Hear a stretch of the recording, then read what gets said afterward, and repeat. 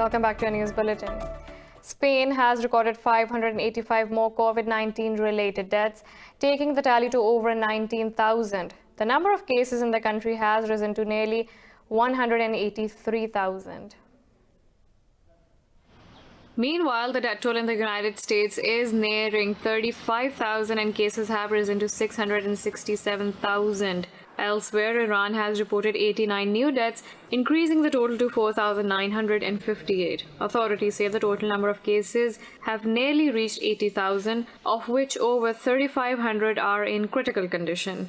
Russia has also announced a new record number of coronavirus cases as well as deaths caused by the infection. The country has reported over 4,000 new cases in a day, bringing the tally to 32,000 with 273 deaths. Globally, the number of infections from the disease has now crossed 2.1 million with more than 146,000 deaths. The UK says the lockdown imposed to curb the spread of coronavirus will remain in place for at least 3 more weeks. Meanwhile, aid agencies are concerned about the situation in war-torn Middle East and Africa as the number of cases continues to grow. Details in this report. The World Health Organization has called for a cautious and measured approach as some countries start easing restrictions enforced to combat the coronavirus. The global health body says cases have doubled in Europe in last 10 days. Britain has the 5th highest official death toll from COVID-19 in the world after the US, Italy, Spain and France. The UK government extended the lockdown measures, asking Britons to stay at home unless they are shopping for necessities or meeting medical needs. So we need to be patient a while longer. So please, stay home, save lives and protect the NHS so we can safely return to life as close to normal as possible, as soon as possible. It's been an incredible national team effort. Now is not the moment to give the coronavirus a second chance. Coronavirus outbreaks across Middle East threatens to shatter the lives of millions in conflict zones. The International Committee of Red Cross said curfews and lockdowns are making it difficult or impossible for many to provide for their families. The agency called on authorities in Syria, Iraq, Yemen, Gaza, Lebanon and Jordan to prepare for socio-economic aftermath. When you see the footages of emergency wards in New York, in Milan, in Madrid, you're really concerned about a place like Yemen, because obviously they won't be in a position to provide such a level of healthcare, and even this level of healthcare was not and is not enough to treat all the patients in the West. Russia's President Vladimir Putin has postponed a massive World War II parade held annually on May 9th in the capital, Moscow. He said the risk associated with the epidemic, whose peak has not passed yet, are extremely high. In Pakistan, the number of coronavirus cases has jumped past 7,000, with nearly 500 infections reported in the last 24 hours. Health officials said 11 more people died in the past day, bringing the death toll to 135. Officials said 1,765 patients have recovered from the disease so far. The medics said the ratio of locally transmitted cases has increased to 59%. In the last 24 hours, the provinces of Sindh and Khyber Pakhtunkhwa recorded the most number of cases with 45 each. Meanwhile, a team of Chinese doctors has returned after providing medical assistance to Pakistani health officials. This team stayed in the country for 2 weeks and met authorities in Islamabad, Rawalpindi, Lahore and Karachi. In another act of state terrorism, Indian troops have martyred one youth in occupied Kashmir. Police said the Kashmiri was martyred during a cordon and search operation in the Shopian district. The security forces cornered the civilian before opening fire in Deru Kigam village. Police said the operation is still underway. Indian atrocities in the occupied territory have increased despite the fatal COVID-19 pandemic. The valley has been reeling under India's curfew and communications blackout for the last 257 days. The Taliban have released another 20 Afghan prisoners as part of the Doha peace agreement. In a tweet, Taliban spokesman Zabiullah Mujahid confirmed prisoners were released in the Laghman province. Earlier, Kabul released 350 Taliban prisoners. In total, while the Taliban freed 20 inmates. Both sides are required to free a total of 6,000 prisoners under the agreement. As part of the deal, the Taliban must continue reduction in violence and bar extremist groups from operating in areas under their control. Iran's Defense Minister Brigadier General Amir Hatami says the illegal American presence in the Gulf is creating insecurity in the region. Speaking to reporters in Tehran, the minister also dismissed U.S. reports of harassment by Iranian vessels as baseless. Earlier, the U.S. military said 11 Iranian vessels came too close to U.S. guard ships in the Gulf, calling the move dangerous and provocative. Tensions soared in the region after a U.S. drone strike in Baghdad killed Iranian commander Qasem Soleimani earlier this year. Iran retaliated by firing a dozen ballistic missiles at Iraqi bases housing U.S. troops. The warring parties in Yemen continue attacks, accusing each other of breaking the ceasefire.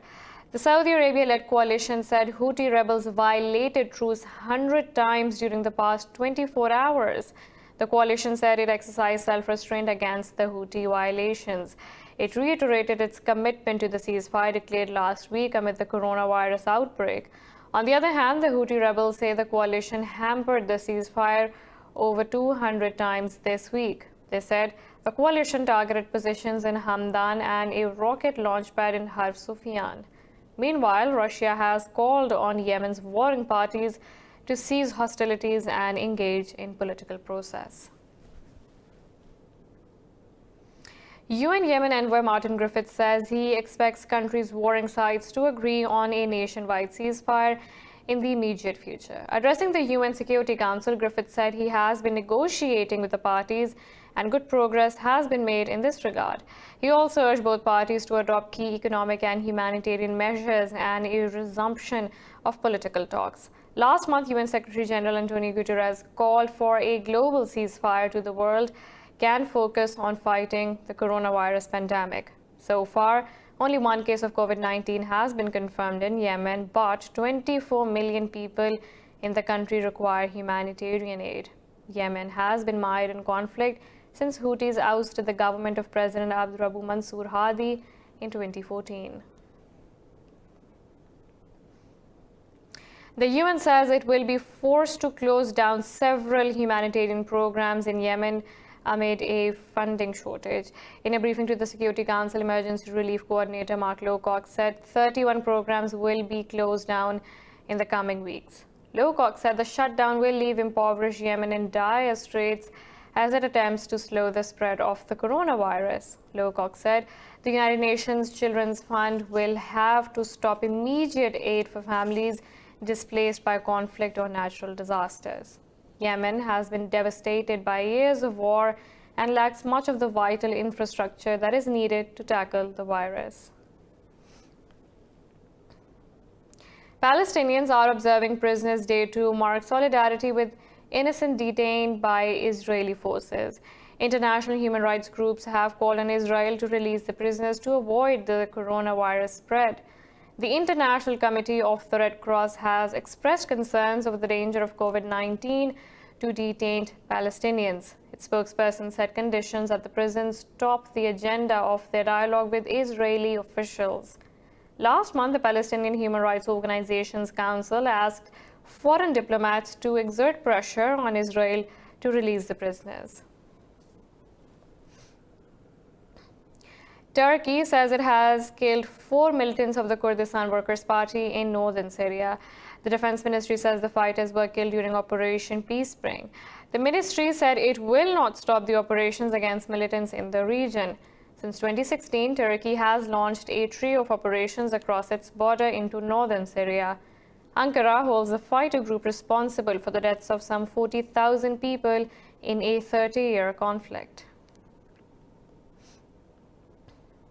In Libya, the UN-recognized government says Khalifa Haftar's forces have killed 3 people in rocket attacks on Tripoli. The health ministry said a minor was among those killed in shelling on the Tariq al-Sur area. The government of National Accord said Haftar's forces targeted civilian facilities in the western Anzara town.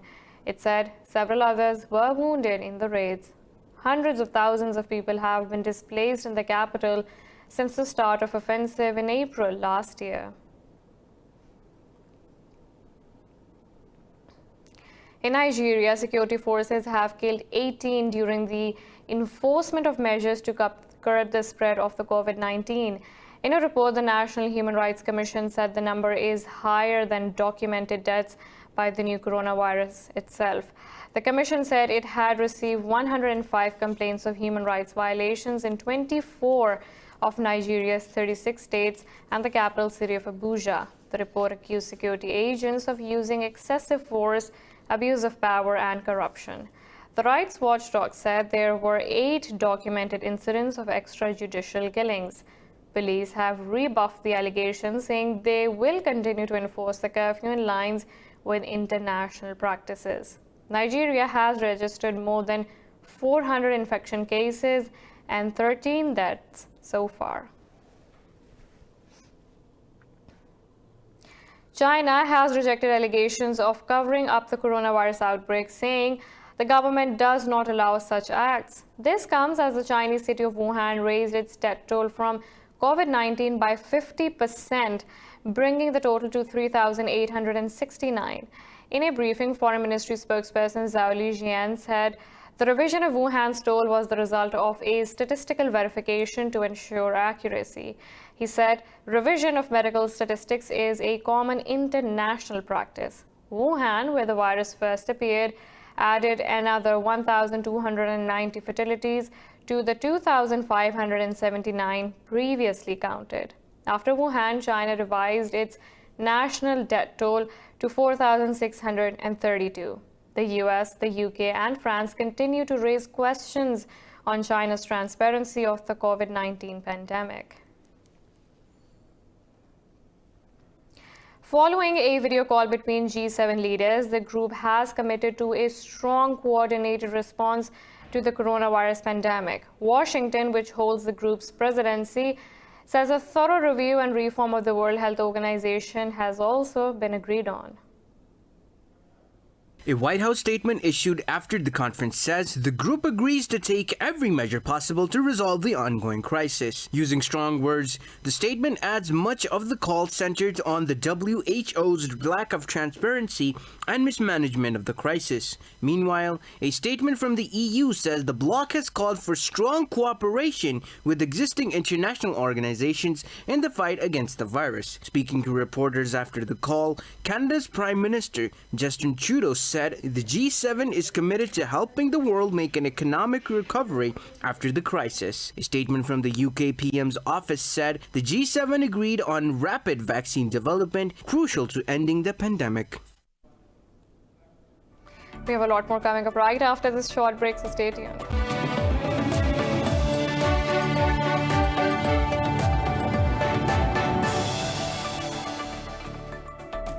Welcome back. Germany has criticized the US for defunding the World Health Organization, calling it kicking a pilot off an airborne plane. At a news conference, Foreign Minister Heiko Maas urged the US administration to rethink the decision, saying it made no sense. He said funding has been stopped at the worst possible time during the coronavirus crisis. Maas said strengthening the global health body is one of the best investments. Meanwhile, Russian Foreign Minister Sergei Lavrov discussed Ukrainian settlement with Maas. Lavrov said Kiev authorities are taking actions that hinder the full implementation of the Minsk agreement. The two foreign ministers agreed for united efforts to stem the spread of coronavirus. European astronomers have found another proof of the existence of a black hole in the center of our galaxy, the Milky Way. They say the discovery proves Albert Einstein's general theory of relativity. The Max Planck Institute for Extraterrestrial Physics said they have found that the star S2 has a rosette-shaped orbit. They said after observing the S2 star for 27 years, they saw how space, time, and gravity from dense objects warped space around them. This discovery strengthens the evidence that Sagittarius A must be a black hole and has 4 million times the mass of the Sun.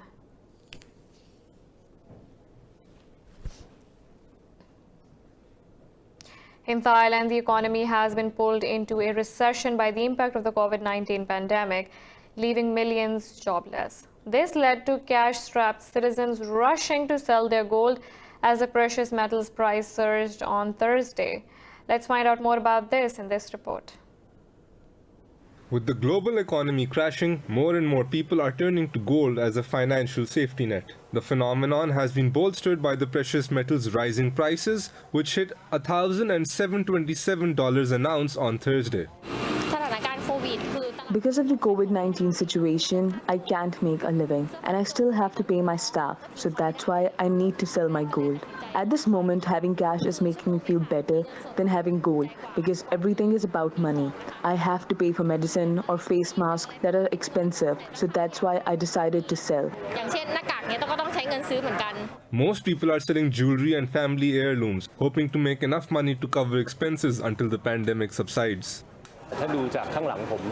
Most of the people behind me are selling jewelry gold, which reflects a bad economy. So people want to have cash. This is something that is sad to see, and none of the sellers are selling gold bars, just jewelry.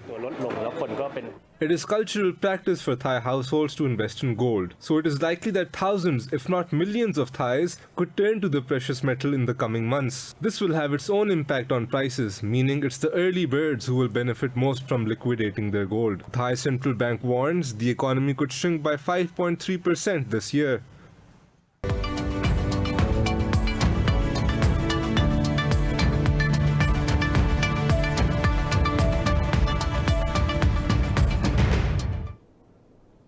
The International Monetary Fund has approved nearly $1.4 billion in emergency financing for Pakistan to fight against COVID-19.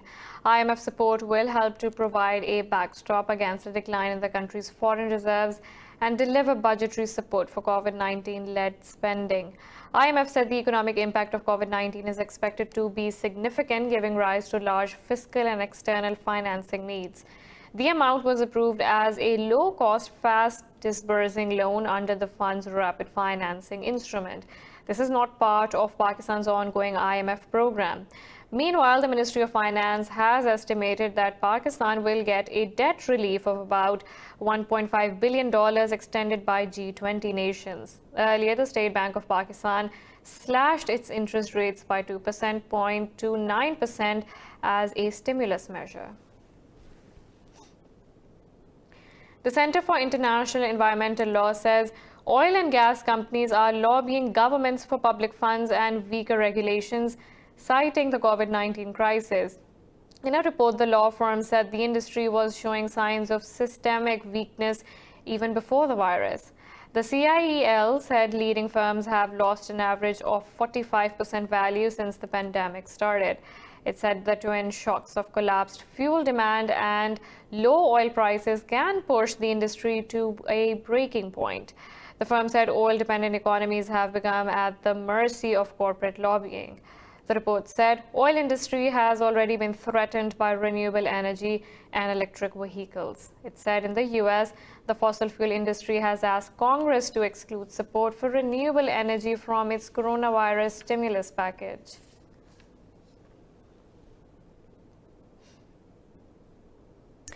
Russia says Moscow and Riyadh are firmly committed to fulfilling the OPEC Plus deal on cutting oil output. This comes as Energy Minister Alexander Novak and Saudi Arabia's Energy Minister Abdulaziz bin Salman Al Saud spoke on phone.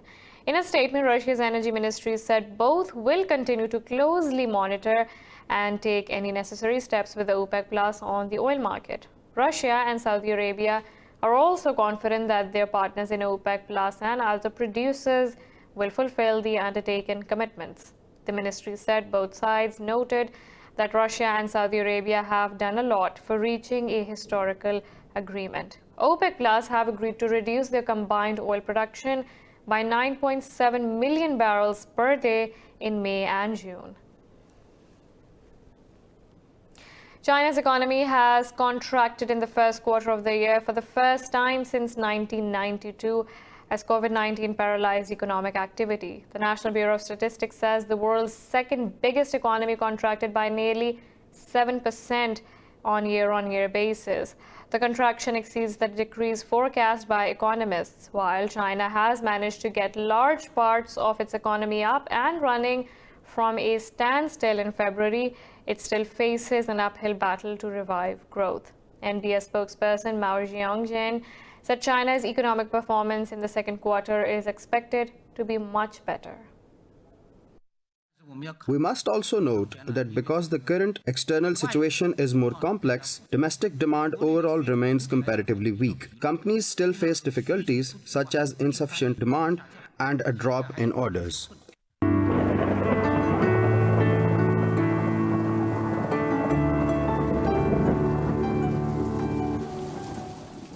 Now let's look at the weather from around the globe.